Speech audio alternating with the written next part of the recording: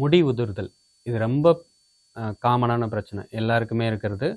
இது நிறைய பேருக்கு கஷ்டமாகவும் இருக்கும். அந்த முடி கொட்டுது அப்படிங்கிற பிரச்சனைகள் இருந்துகிட்டே இருக்கும்.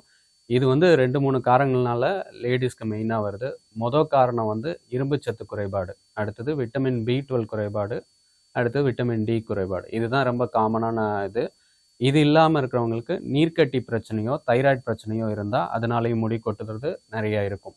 ஸோ இதெல்லாம் வந்து நம்ம அதை கண்டுபிடிச்சி அதுக்கான தீர்வை கண்டாதான் இது வந்து இந்த பிரச்சனைகள் குறைக்க முடியும்.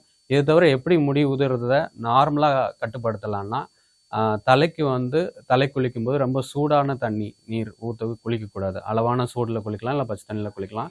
ஷாம்பு மாற்றி மாற்றி யூஸ் பண்ணக்கூடாது. ஏதாவது ஒரு ஷாம்பு யூஸ் பண்ணுறீங்கன்னா அதை யூஸ் பண்ணணும். வாரத்தில் மினிமம் 2 நாளாவது தலை குளிச்சிடணும். அதே மாதிரி எங்கேயாவது ட்ராவல் பண்ணிட்டு வந்தீங்கன்னா அன்றைக்கும் தலை குளிச்சிடணும். சோப்பு தலைக்கு யூஸ் பண்ணக்கூடாது.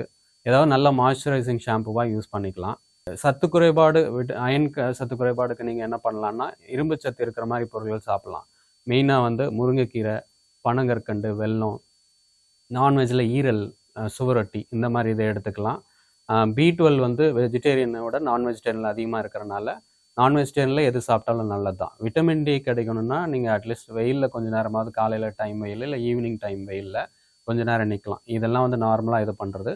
மற்றபடி உங்களுக்கு PCOD நீர்க்கட்டி தொந்தரவு இருந்ததுன்னா அதை வந்து நம்ம அதுக்கான டாக்டரை பார்த்து அதை கண்ட்ரோல் பண்ணும்போது இந்த முடி கொட்டுதல் குறைஞ்சிக்கலாம். ஜென்ஸ்க்கு மெயினாக என்ன ப்ராப்ளம் இருக்குன்னா, ஹார்மோனல் ப்ராப்ளத்தினால தான் முடி கொட்டுதல் இருக்கும்.